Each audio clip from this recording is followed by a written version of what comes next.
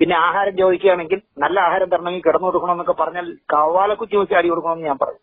ആഹാരം ചോദിച്ചാൽ കിടന്നു തരണമെന്ന് പറയുന്നു. രാത്രി വാതിലൊന്നും മുട്ടുന്നു. രാത്രി വാതിലൊന്നും മുട്ടിയാൽ അവിടെ കഥ തുറക്കണ്ടേ? ഫോൺ എടുത്ത് താഴെ റിസപ്ഷനിൽ വിളിച്ച് പറഞ്ഞേ പോലെ. ഈ റിപ്പോർട്ട് വൈകിയതിന്റെ പിന്നിൽ സർക്കാരിന്റെ ഒരു അമാന്തം ഉണ്ടായിരുന്നോ? പിന്നെ ഒടുവിൽ ഇന്നലെ രഞ്ജിനിയുടെ ഒരു ഹർജി സർക്കാരിനത് പുറത്തുവിടേണ്ടി വന്നു. എല്ലാം കൂടി കൂട്ടി വായിക്കുമ്പോൾ താങ്കൾക്ക് എന്താണ് ഇതിൽ പറയാനുള്ളത്? എനിക്ക് ഒന്നാമത്തെ കാര്യം, ഈ നമ്മൾ കൊടുത്ത നികുതി പണം കൊണ്ട് 1,82 ലക്ഷം രൂപ വെറുതെ കളയരുതായിരുന്നു എന്നാണ് എനിക്ക് ആദ്യം പറയാനുള്ളത്. രണ്ടാമത്തെ കാര്യം, എനിക്കിഷ്ടമില്ലാത്ത ആളുകളെ കുറിച്ച് ഞാൻ ചെന്ന് അതില് ആ കമ്മീറ്റിയുടെ മുന്നിൽ ചെന്ന് ഞാൻ എന്തെങ്കിലും പരാതി പറഞ്ഞിട്ടുണ്ടെങ്കിൽ ഞാൻ ആരെ കുറിച്ച് പറഞ്ഞാൽ അവരോടും കൂടെ വിളിച്ച് ചോദിക്കണമായിരുന്നു. ഇത് ഒന്നേ ആയിപ്പോയി. അങ്ങനെ ചെയ്യാൻ പാടില്ലല്ലോ. അപ്പൊ ഞാൻ താങ്കൾക്കെതിരെ ഒരു പരാതി പറഞ്ഞുവെങ്കിൽ താങ്കളെ വിളിച്ചും കൂടെ കമ്മിറ്റി ചോദിക്കണ്ടേ? നിങ്ങളെപ്പറ്റി ദിനേശ് ഇങ്ങനെ ഒരു പരാതി പറഞ്ഞു, നിങ്ങൾക്ക് എന്താ പറയാനുള്ളതെന്ന് ചോദിക്കണ്ടേ? അത് ചെയ്തിട്ടില്ല. പിന്നെ കേരളത്തില് സിനിമാ ഷൂട്ടിംഗ് ലൊക്കേഷനിൽ മൂത്രം ഒഴിക്കാൻ പറ്റുന്നില്ല എന്നൊക്കെ പറഞ്ഞാൽ ദയനീയമാണ്. സത്യം പറഞ്ഞാൽ ഇത്രയും വൃത്തികെട്ട വർത്തമാനങ്ങൾ പറയാൻ കഴിയുന്നല്ലോ എന്നാണ് ഞാൻ ആലോചിക്കുന്നത്. ശാരദാമ്മ 60 വർഷം മലയാള സിനിമയിൽ നിന്ന ആള്. അവരെങ്കിലും തിരുത്തണമായിരുന്നു. ഞാൻ 60 വർഷം നിന്നാണ് മോളെ, നിനക്ക് മൂത്രം ഒഴിക്കാൻ എവിടെ സൗകര്യം കിട്ടാതെ? എല്ലാവർക്കും കാരവേൻ വേണം, അതാണ് പ്രശ്നം. അതിനാണ് ഈ പറയുന്ന പരാതി. മനസ്സിലായില്ലേ? നായികയുടെയും പടം വയ്ക്കുമ്പോഴാണ് അത് വിറ്റുപോണത്. ഈ പറഞ്ഞ ഏതെങ്കിലും എന്താ പറയാ മുഖത്തൊന്നും വരാത്ത ഏതെങ്കിലും ഒരു തീരെ പടം വെച്ചാ പടമുള്ളൂ. അപ്പൊ കാരവേൻ കിട്ടാത്തതാണ് ഇപ്പൊ എല്ലാവരും പ്രശ്നം. പിന്നെ ആഹാരം ചോദിക്കുകയാണെങ്കിൽ നല്ല ആഹാരം തരണമെങ്കിൽ കിടന്നു കൊടുക്കണമെന്നൊക്കെ പറഞ്ഞാൽ കവാലക്കുറ്റി വെച്ച് അടി കൊടുക്കണമെന്ന് ഞാൻ പറയും. ഞാൻ 10-38 വർഷം സിനിമയിൽ നിന്ന ആളാ. ഞാൻ ഇന്നുവരെ കണ്ടിട്ടില്ല ആഹാരത്തിന് വേണ്ടി കടന്നു വരുമെന്ന് ചോദിക്കുന്ന ഒരു പ്രൊഡ്യൂസറെയും ഒരു പ്രൊഡക്ഷൻ എക്സിക്യൂട്ടീവിനും ഒരു സംവിധായകനെയും ഞാൻ കണ്ടില്ല.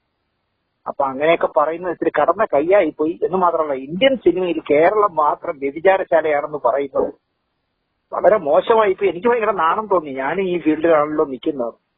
എന്തായാലും എന്താ പറയാ, എലിയെ കൊല്ലാൻ വേണ്ടി ഇല്ലം ചുടുക എന്ന് പറഞ്ഞ പോലെ ആയിപ്പോയി എന്ന് ഞാൻ പറയും. ഇന്നലെ ചാനലുകളൊക്കെ കാണിച്ച അഭ്യാസങ്ങൾ കാണണം. അവരെല്ലാം സദാചാരത്തിന്റെ അപ്പോസ്തലന്മാരാണല്ലോ. അവരുടെ ചാനലിൽ നടക്കുന്ന അനാവശ്യങ്ങളും തെമ്മാടിത്തരങ്ങളും എന്തെല്ലാം കഥകൾ പുറത്തു വരും. അതൊന്നും പ്രശ്നമല്ല. ഞങ്ങള് കേരളത്തിന് ഒന്ന് സിനിമാക്കാരെ എല്ലാം ഒന്ന് മര്യാദ പഠിപ്പിച്ചിട്ടേ അടങ്ങുമെന്ന് പറഞ്ഞാൽ ഞാൻ പറയുന്ന സിനിമാക്കാരന്മാർ ഒറ്റ എണ്ണം ഇന്നലെ ഈ എന്താ പറയാ തെറി വിളിച്ച ഒരു ചാനലിൽ പോകില്ലാന്ന് തീരുമാനിക്കുന്നത്. പോവും, എല്ലാവരും പോവും. പേടിയുള്ളതുകൊണ്ട് എല്ലാവരും പോവും. ഒരു ചെറിയ സംശയം ചോദിച്ചോട്ടെ ദിനേശ് ചേട്ടാ, ഈ മലയാള സിനിമ എന്നല്ല ലോക സിനിമയുടെ ചരിത്രം എടുത്താൽ സ്ത്രീ വിഷയവുമായി ബന്ധപ്പെട്ട് ഇത്തരം കഥകൾക്കൊരു പുതുമയുണ്ടോ? അത് നിങ്ങൾ സ്വയം ആലോചിച്ചാൽ മതി. നിങ്ങൾ സ്വയം ആലോചിക്കുക. ഇവിടെ കേരളത്തിലെ കഥ തന്നെ വേണമെങ്കിൽ 10-60 വർഷം മുമ്പുള്ള കഥകൾ എന്തെല്ലാം പറയാം. നമ്മൾ പിന്നെ അതൊന്നും പറയുന്നില്ല. ഇപ്പൊ അവർ പറയുന്ന വാസ്തവത്തിൽ ഇപ്പൊ മലയാള സിനിമ ചെയ്യണമെന്ന് ഞാൻ പറയും. കാരണം നല്ല വിദ്യാഭ്യാസമുള്ള നല്ല കുടുംബത്തിൽ പറഞ്ഞ കുമ്പളരൊക്കെയാണ് ഇപ്പൊ അഭിനയിക്കാൻ പറഞ്ഞത്. വിദ്യാഭ്യാസം ഇല്ലാത്ത പാവം 13-14 വയസ്സിൽ വരുന്നവരല്ല ഇപ്പോഴത്തെ നായികമാർ. നല്ല വിദ്യാഭ്യാസമുള്ള എന്തെന്ന് ചോദിച്ചാൽ കുന്തെന്ന് മറുപടി പറയുന്ന, നീ 2 പേക്കടിച്ചാൽ ഞാൻ 4 അടിക്കുമെന്ന് ചങ്കൂറ്റത്തോടെ പറയാൻ പരസ്യമായി പറയാൻ മടിയില്ലാത്തവർ അഭിനയിക്കുന്ന മേഖലയിൽ വ്യഭിചാരമാണ്. ആഹാരം ചോദിച്ചാൽ കിടന്നു തരണമെന്ന് പറയുന്നു. രാത്രി വാതിലൊന്നും മുട്ടുന്നു. രാത്രി വാതിലൊന്നും മുട്ടിയാൽ അവിടെ കഥ തുറക്കണ്ടേ? ഫോൺ എടുത്ത് താഴെ റിസപ്ഷനിൽ വിളിച്ച് പറഞ്ഞേ പോലെ. എന്റെ റൂമിന്റെ മുന്നിൽ ആരോ ഒരുത്തൻ മുട്ടുന്നു, നിങ്ങൾ വന്ന് അതിനെ തടിച്ചു പുറത്താക്കുക. ഇല്ല എങ്കിലും ഞാൻ നാളെ രാവിലെ നിന്റെ ഹോട്ടൽ മുതലാളിക്കും റിസപ്ഷനിസ്റ്റ് ആയിരിക്കുന്ന നിന്റെയും പേരിൽ ഞാൻ കേസ് കൊടുക്കുമെന്ന് പറഞ്ഞത്. ഇത് ആരെയാ ഈ പൊട്ട കളിപ്പിക്കണം? വാതിലൊന്നും മുട്ടി പേടിപ്പിച്ചെന്ന് കഥവ് ചവിട്ടി പൊളിക്കുന്നു. അവന്റെ അച്ഛന്റെ വകയാണോ കഥവ് ചവിട്ടി പൊളിക്കാൻ? ഒരു നടി താമസിക്കുന്ന റൂമിന്റെ കഥവ് ചവിട്ടി പൊളിക്കുന്നു പറഞ്ഞു. ചവിട്ടി പൊളിക്കണമെങ്കിൽ അവന്റെ അച്ഛന്റെ വകയായിരിക്കണ്ടേ ഹോട്ടൽ? ഇത് ആരെ പറ്റിക്കാൻ ഇങ്ങനെയൊക്കെ പറയുന്നത്? ഈ ലോക സിനിമയിൽ അറിയപ്പെടുന്ന വലിയ നടന്മാരായ നമ്മുടെ വലിയ പ്രശസ്തരായ നടന്മാരുണ്ട്. ഇവർക്ക് മറ്റു ഭാഷകളിലേക്ക് ചെല്ലുമ്പോൾ അവർക്കിതൊരു മോശപ്പേരില്ലേ മലയാളത്തിൽ നിന്ന് വരുന്ന നടന്മാരെന്ന രീതിയിൽ?